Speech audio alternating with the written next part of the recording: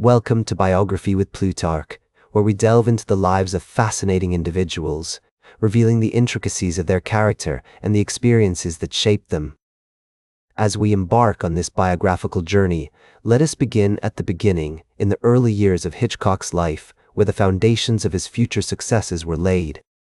Alfred Joseph Hitchcock was born on August 13, 1899, in Leytonstone, a suburb of London, England, to Emma Jane Whelan and William Hitchcock.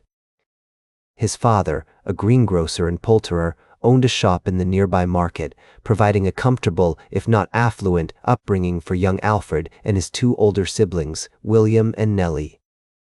The Hitchcocks were a devout Catholic family, and their faith would play a significant role in shaping Alfred's early worldview, instilling in him a strong sense of morality and discipline.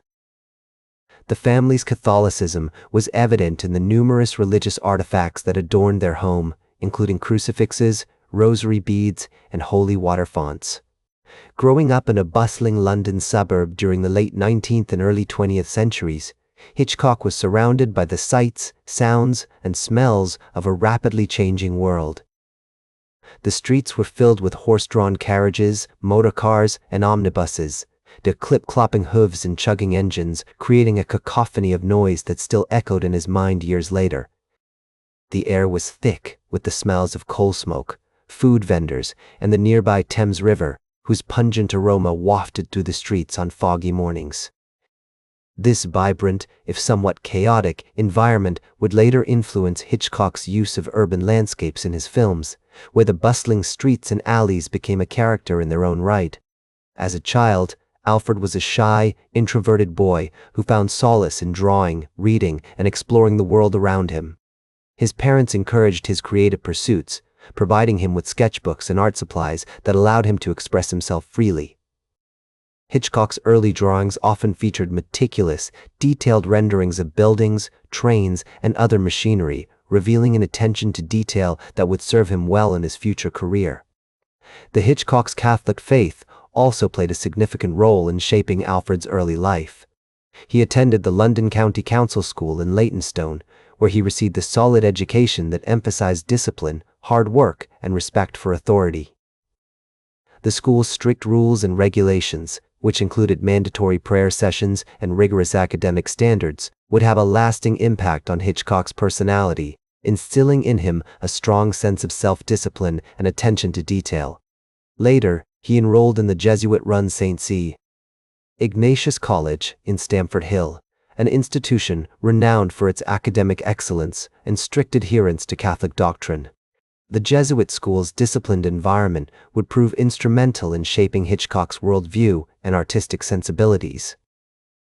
The school's emphasis on logic, reason, and intellectual curiosity encouraged Hitchcock to think critically and creatively, skills that would serve him well in his future career as a filmmaker.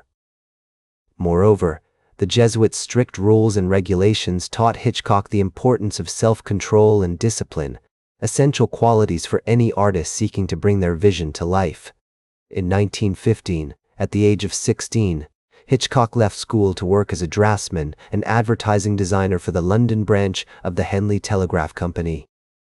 This early experience in the world of commerce and design would prove invaluable, as it taught him the importance of visual storytelling and the art of conveying complex ideas through simple yet powerful images. As he worked on designing advertisements and promotional materials, Hitchcock developed a keen eye for detail and an understanding of how to capture the viewer's attention. The strict discipline of his Jesuit education, combined with the creative freedom afforded by his early artistic pursuits, laid the groundwork for a career marked by innovative storytelling and meticulous attention to detail. One particular anecdote from this period illustrates Hitchcock's burgeoning creativity and fascination with the world around him. As a young boy, he would often sneak into the local cinema, hiding in the back row, to watch the latest silent films. Entranced by the flickering images on the screen, Hitchcock became captivated by the art of storytelling and the magic of the movies. This early exposure to cinema would later inspire his own filmmaking endeavors, as he sought to recreate the sense of wonder and awe that those early film experiences had instilled in him. In these early years, we see the emergence of a complex, multifaceted individual, driven by a passion for creativity and a desire to tell stories that would captivate and unsettle audiences.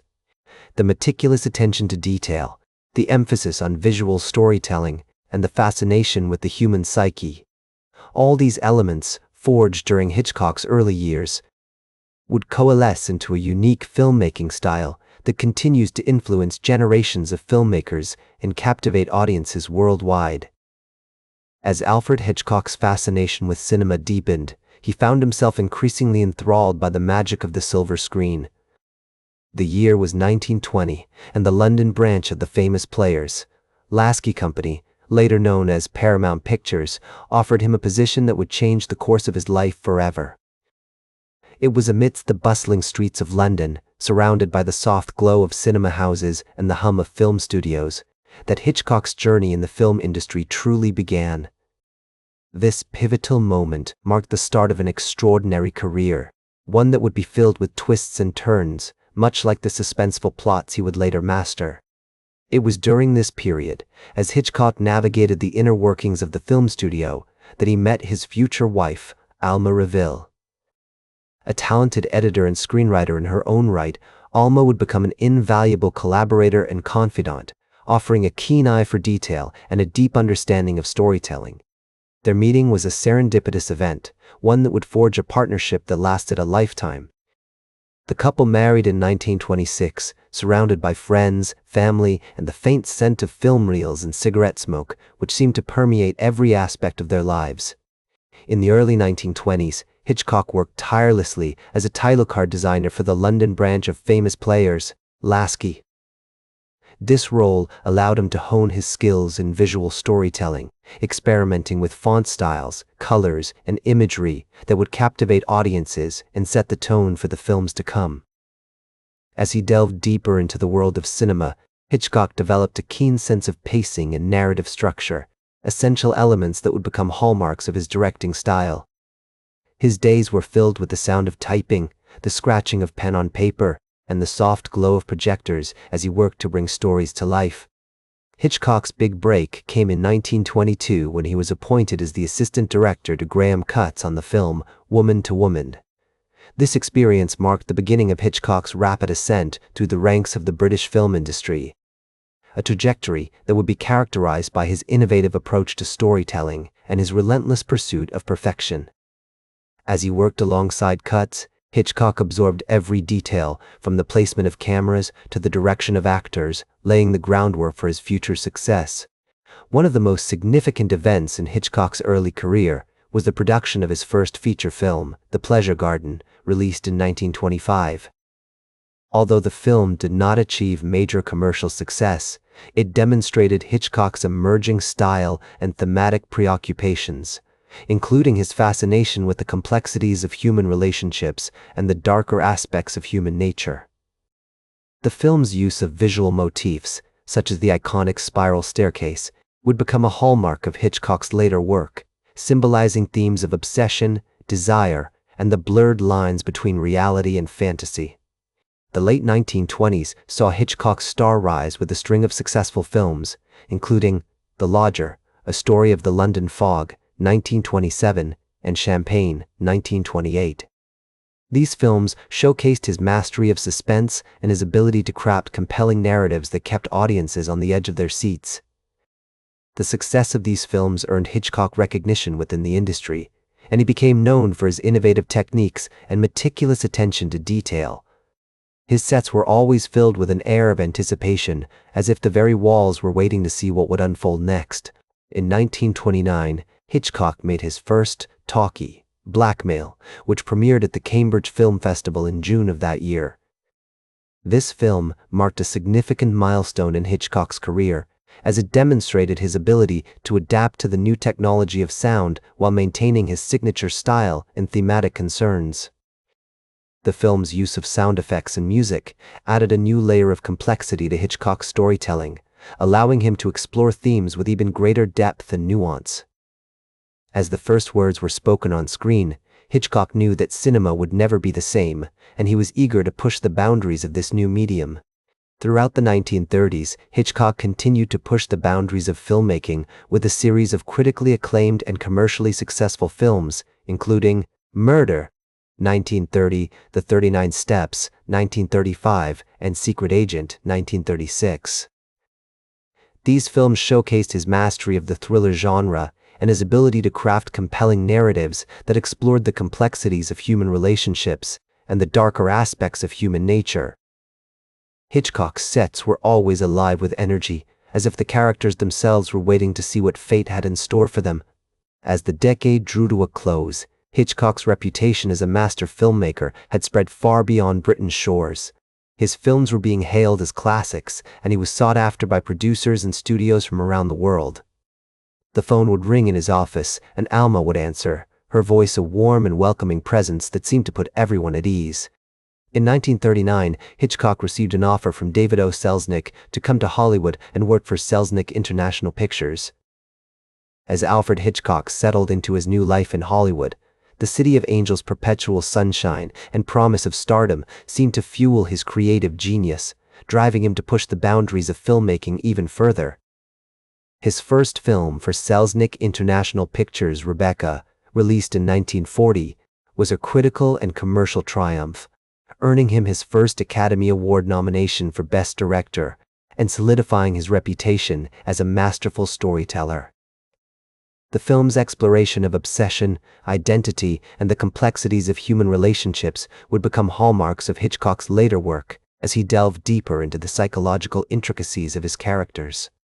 The 1940s and 1950s saw Hitchcock produce some of his most iconic films, including Suspicion, 1941, a tense, slow-burning thriller that showcased his ability to craft compelling narratives and manipulate audience emotions. Notorious, 1946, a complex, morally ambiguous tale of love, loyalty, and deception.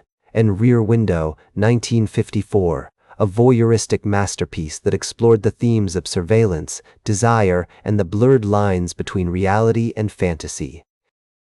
These films not only demonstrated Hitchcock's mastery of suspense, but also his fascination with the human psyche as he probed the depths of human nature, exposing the darker aspects of our desires, fears, and motivations.